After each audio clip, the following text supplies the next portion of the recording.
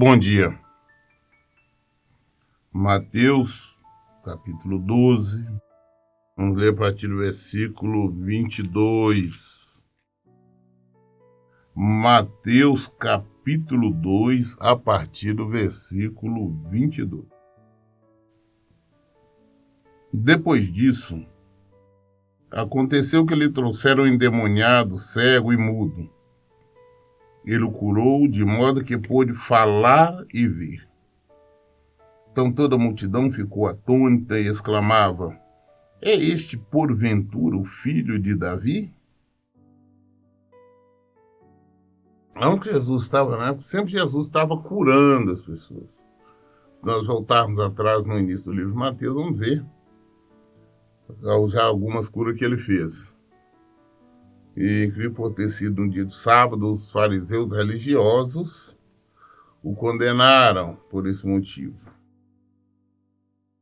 Mas agora trouxeram para ele uma pessoa enferma, mas a enfermidade dela era espíritos malignos, era demônio, né? E os demônios faziam com que ela não enxergasse, ela era cega, muda, e também ela não cega, muda e não ouvia também. Cega, surda e muda. Mas o que fazia tudo isso era demônios na vida dela. Trouxeram a Jesus, claro, expulsou os demônios. E esta pessoa passou então a ver claramente, a ouvir e a falar normalmente, depois de liberta. Jesus curou muitas pessoas. Nem todos os milagres que Jesus fez estão na Bíblia. Tá? Tem muitos e muitos milagres que ele fez que não foram colocados na Bíblia, porque senão não daria. Né? Inclusive a própria Bíblia fala isso, nós temos essa confirmação, quando o próprio discípulo dele, o próprio apóstolo João, ele nos fala isso no livro de João, no capítulo 21, ou seja, o último capítulo do Evangelho de João, também no último versículo, que é o 25, ele diz assim: Jesus realizou ainda muitas outras maravilhas. Se todas elas fossem escritas uma por uma, acredito eu que nem mesmo o mundo inteiro seria capaz de conter os livros que se escreveriam. Então teria que ter muitos livros. A Bíblia então seria enorme para caber os milagres que Jesus fez. Então, o Espírito Santo que guiou os escritores para colocar aquilo realmente que era mais necessário, que nos traria ensinamentos. Então, muito bem, Jesus curou este homem, e o povo que estava lhe acompanhando começaram a questionar. Vem cá, será que este não é o Messias, o filho de Davi, o que as Escrituras falam que viria, o enviado do Senhor? Mas, bem da verdade, é um questionamento. Se eles conhecessem realmente com profundidade as Escrituras, eles não fariam esse questionamento. Não faria porque teria certeza que era ele. Além de ele mesmo afirmar que ele era o Filho de Deus, as obras dele mostravam isso, as obras dele provavam isso. Então não precisava ter esse questionamento.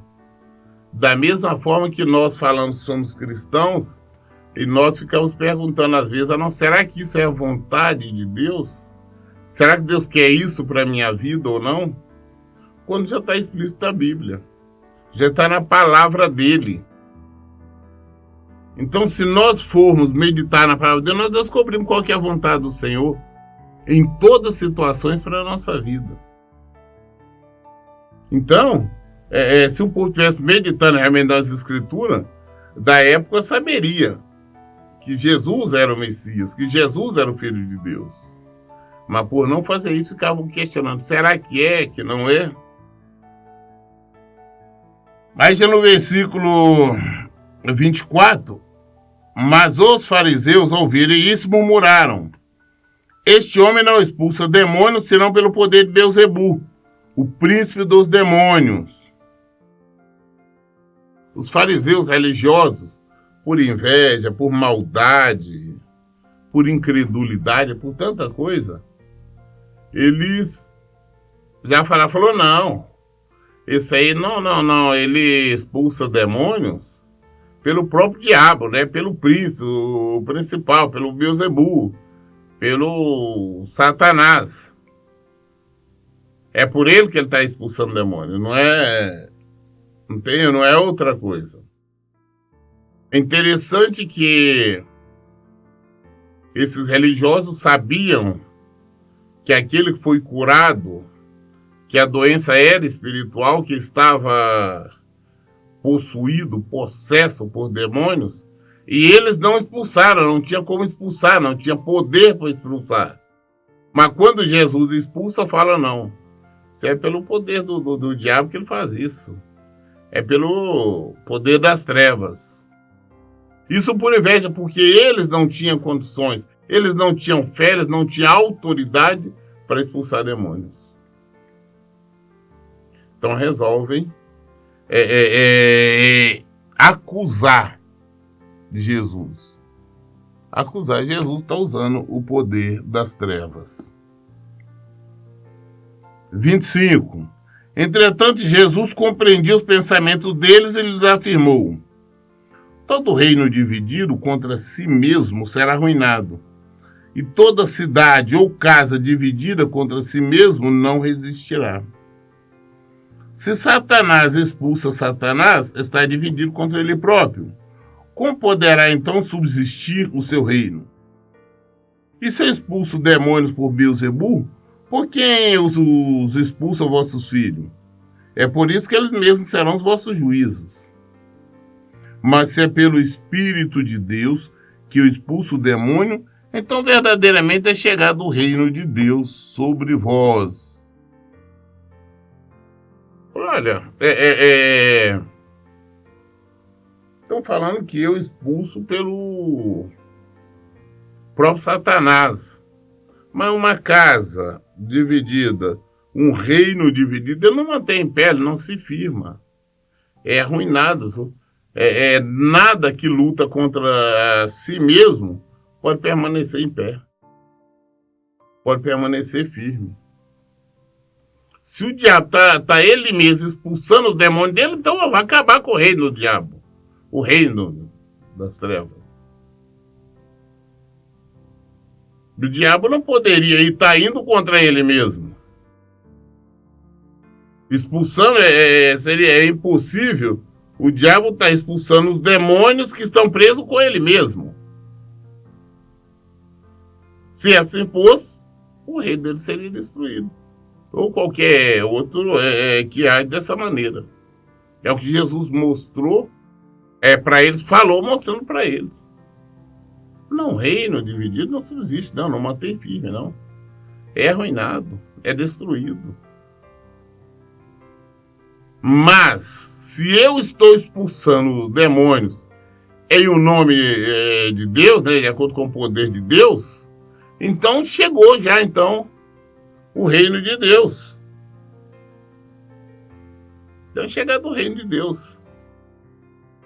Eles não queriam acreditar que tinha chegado o reino de Deus, eles não queriam acreditar que Jesus era o Filho de Deus. Eles não queriam acreditar.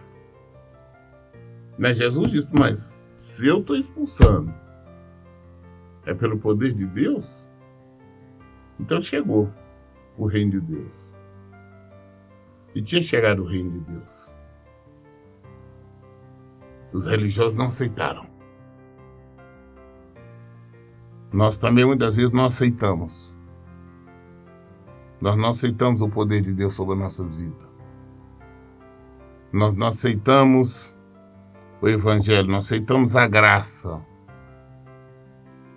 Preferimos buscar escape na lei, assim como os religiosos, os fariseus buscavam.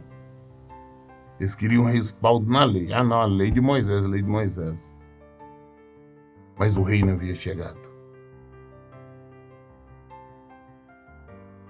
Jesus ainda fala, olha, ou ainda, como pode alguém entrar na casa de um homem forte e roubar-lhe todos os bens sem primeiro amarrá-lo? Só depois disso será possível saquear a sua casa. Como é que alguém pode entrar numa casa para roubar, para saquear os bens, se primeiro não chegar, não render o dono da casa, não amarrá-lo, para depois então fazer a limpa? A mesma forma com nós, para nós libertar alguém que está possesso por demônios, para curar alguma enfermidade de ordem espiritual, para libertar alguém, é necessário nós, em nome de Jesus, amarrar os demônios. Se nós não amarrar, ele não vai libertar. Então eu sempre digo, vai expulsar demônios se nós primeiro amarramos em nome de Jesus, repreendemos, amarramos em nome de Jesus, para depois então libertar. Só expulsamos demônios depois de amarrados em nome de Jesus, para que depois então libertamos aquele oprimido, aquela pessoa que está vivendo a opressão do diabo. Então temos que observar isto. O diabo é valente, como Jesus disse, mas Jesus é o mais valente. Jesus é o mais valente. Jesus amarra qualquer demônio e liberta qualquer que seja o cativo, qualquer que seja o oprimido. Versículo 30. Quem não está comigo está contra mim, e aquele que comigo não colhe, espalha. Espiritualmente falando, não existe muro para ninguém ficar em cima do muro, não. Ou você é de Deus ou do diabo. Ou você está com Jesus ou está contra ele. Ah, não, estou com Jesus, mas você vive nos pecados, então você está contra ele. Você diz que é de Jesus, mas você não pratica a palavra dele, você está contra ele. É isso que ele está dizendo. Quem não está comigo está contra mim. Aquele comigo não ajunta, espalha. Se você não se ajunta com o Senhor, você está se espalhando. É necessário que nós nos unirmos ao Senhor. É necessário que esta união se dê pela obediência. Porque sem obediência, nós não conseguiremos nada. Nós não obteremos absolutamente nada.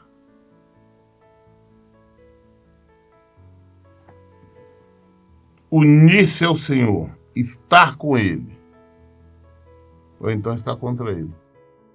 Quando as pessoas dizem assim, ah não, eu amo Jesus, Ele sabe que eu amo, Ele conhece o meu coração, mas por enquanto eu ainda estou nesse pecado, estou nesse erro, estou no vício, e o dia que eu mudar, um dia eu vou mudar, não. Você não ama o Senhor, você está contra Ele. E você tem que receber tratamento dispensado aos adversários do Senhor. É esse o tratamento que merece todos os desobedientes. Não estamos obedecendo o Senhor, nós estamos contra Ele. Não estamos vivendo de acordo com os seus preceitos, estamos contra Ele. Ele está dizendo. É Ele que nos diz, é Ele que nos informa. Ou confiamos plenamente nele, fazemos a sua vontade, temos temor, ou não fazemos, nós ficamos citando de boca e, consequentemente, estamos contra ele, vamos receber o tratamento de adversário. Versículo 31. Portanto, eu vos assevero, todos os pecados e blasfêmias serão perdoados. Serão perdoadas as pessoas. A blasfêmia contra o Espírito Santo não será, porém, perdoada. Qualquer pessoa que disser uma palavra contra o Filho do Homem, isso lhe será perdoado. Porém, se alguém falar contra o Espírito Santo, não lhe será isso perdoado. Nem nessa época, nem no tempo futuro. As pessoas teimam em pecar, não sabendo que existe pecado que não tem perdão. Eu tenho já falado, explicado sobre isso. Existe o perdão impossível. Quando você fala ou age contra o Espírito Santo, depois você pode tentar de todos os meios, que você não vai conseguir o perdão do Senhor, porque é o que está na palavra dele. Ah, pastor, mas qual que é o perdão contra o pecado contra o Espírito Santo? O pecado contra o Espírito Santo é você, quando tem um pleno conhecimento da verdade e de maneira deliberada, de maneira consciente, você praticar atos, ofensa, rebelião ou rebeldia à palavra de Deus. É você ter pleno conhecimento da verdade. Sabe o que deve e o que não deve fazer. Mas por falta de temor, você faz. Você se rebela. Mesmo o Espírito Santo lhe mostrando que você não deveria fazer. Tem tipo de pecado que é imperdoável. Quando eu falo isso, as pessoas, não, pastor, não tem esse negócio de pecado imperdoável, não. Mas em Hebreus 6, no versículo 4, diz assim: ora, é impossível para aqueles que uma vez foram iluminados, experimentaram o dom celestial e se tornaram participantes do Espírito Santo, e provaram os benefícios da palavra de Deus e os poderes da era que há de vir, mas apostataram da fé. Sim, é impossível que tais pessoas sejam reconduzidas ao arrependimento, tendo em vista que contra si mesmos estão crucificando outra vez o Filho de Deus e zombando publicamente dele. Fala aqui de maneira clara, eu tenho explicado sobre isso. Da mesma forma, logo à frente aqui em Hebreus 10, praticamente repete a mesma coisa. O versículo 26 diz assim: porque se vivermos deliberadamente em pecado depois de termos recebido o pleno conhecimento da verdade, já não resta sacrifício pelos pecados, mas uma horrível expectativa de juízo e fogo ardente, preste a consumir todos os inimigos de Deus. Ora, se aqueles que rejeitam a lei de Moisés morrem sem misericórdia, mediante a palavra de acusação de 2 ou 3 testemunhas, julgai-vos, quanto maior castigo merecerá quem feriu os pés do Filho de Deus, profanou o sangue da aliança, pelo qual ele foi santificado e insultou o Espírito da graça. Porquanto nós conhecemos aquele que declarou: a mim pertence a vingança. Em outro trecho: o Senhor exercerá juízo sobre o seu povo. Assim, terrível coisa é cair nas mãos do Deus vivo. Então tem pecado que não tem perdão. Isso é um pecado contra o Espírito Santo.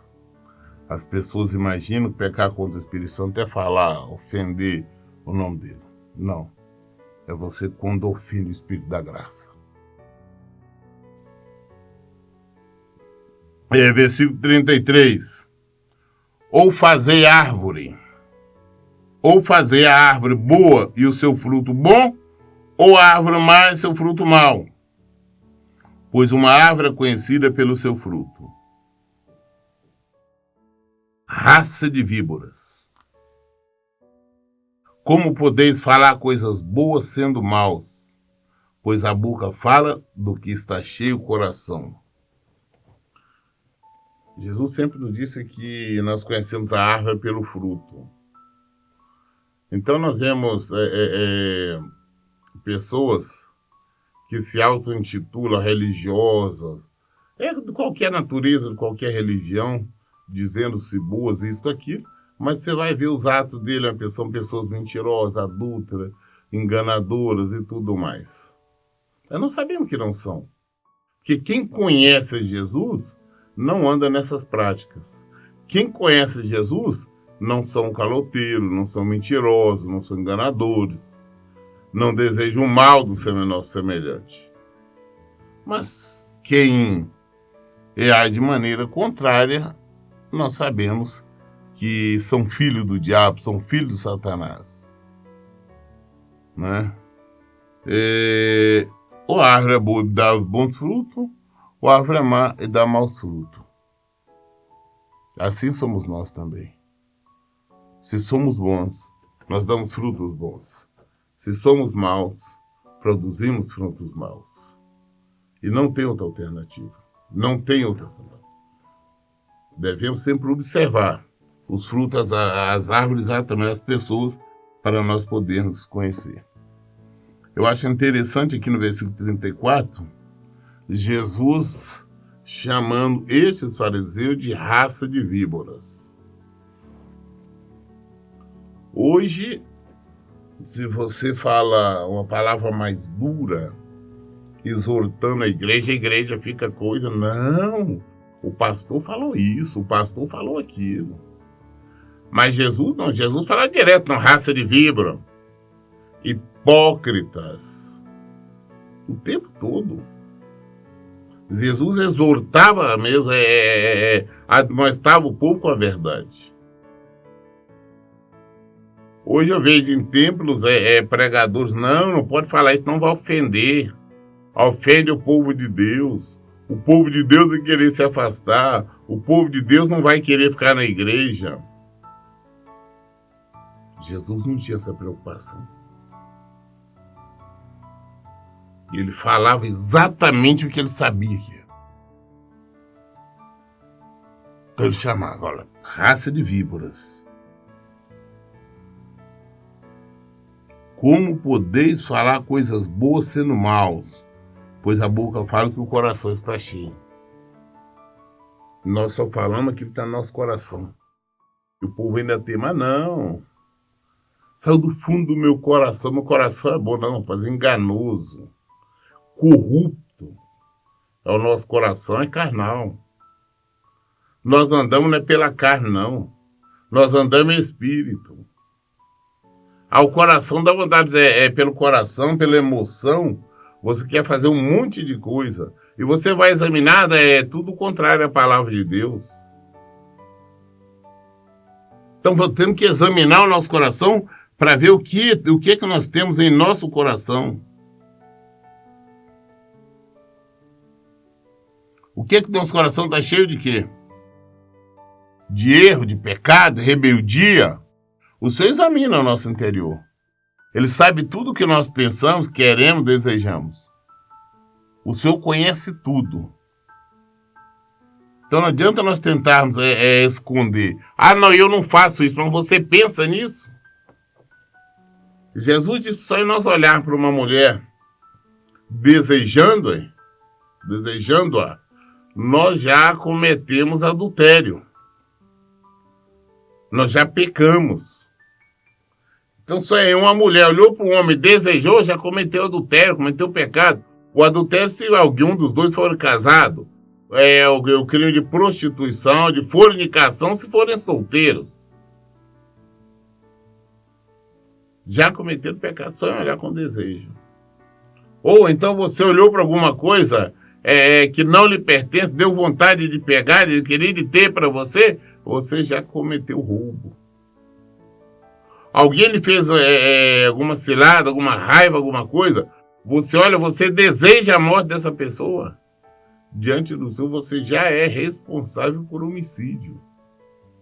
A situação é muito séria. Então temos que tomar muito cuidado com o que tem dentro do nosso coração. O nosso coração é corrupto. O nosso coração é desonesto. Ele é emotivo, carnal.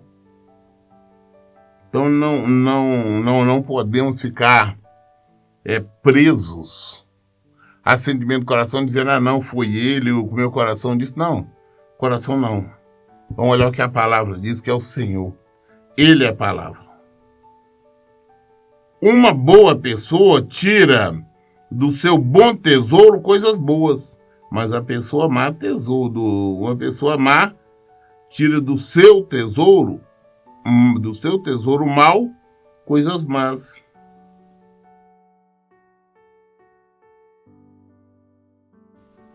É impossível uma pessoa má estar fazendo coisas boas. O se ela fizer ali aparente, é uma enganação, é uma enrolação. Nós temos que conhecer as pessoas pelo fruto. Se eu quero uma laranja, eu vou tirar ela no pé, tirar a fruta no pé de laranja. Se eu quero um limão, vou apanhar esse fruto no pé de limão. Se eu quero um abacaxi, eu vou apanhar o fruto em um pé de abacaxi. Agora, quando eu quero abacaxi, mas eu vou no pé de laranja buscar, não vou encontrar. Porque lá não tem abacaxi. É um pé de laranja, uma laranja boa, uma laranja doce, é uma laranja serra d'água, será outra laranja docinha. Eu posso tentar de todas as maneiras que eu não vou encontrar abacaxi no meio daquelas frutas. Assim também, quando nós conhecemos pessoas que são servas do Senhor realmente, nós não vamos encontrar nada de errado, nada de mal na vida dela. Por mais que tentemos encontrar, que investigamos, não vamos encontrar. Assim também, quando encontramos também os falsos cristãos, frequentador de igrejas, de denominações. Aí nós vamos investigar com mais profundidade a vida delas. Aí vamos encontrar só erro, só pecado, só rebeldia. A palavra diz, então nós entendemos que esta pessoa não é do Senhor, que esta pessoa não conhece o Senhor. Mas Deus sabe muito mais do que nós. Porque nós, antes de fazermos qualquer coisa, nós pensamos. E quando nós pensamos, o Senhor tem acesso aos nossos pensamentos. Ele sabe tudo o que nós estamos pensando. Tudo. E nós vamos prestar conta de acordo com o que nós praticamos, de acordo com aquilo que nós vivemos aqui. Então temos que observar. Temos que observar. Uma pessoa tira do seu bom tesouro coisas boas, mas a má pessoa tira do seu tesouro mal coisas boas, coisas más. Por isso vos afirmo que de toda palavra fútil que as pessoas disserem, dela deverão prestar conta no dia do juízo. Porque pelas tuas palavras serás absolvido, e pela tua palavra serás condenado. Vamos prestar conta. Não é só o que nós fizemos, o que nós falamos. Ah, pastor, fiz uma brincadeira assim. Ei, mas cuidado com a brincadeira.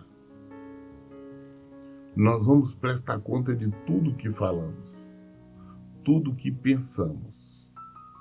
Vamos prestar conta, Senhor. E ele virá, ele está voltando. Ele está às portas. Ele vem agora não como advogado. Ele vem como juiz. Ele vem para condenar. Ele vem para absolver quem realmente merecer a absolvição.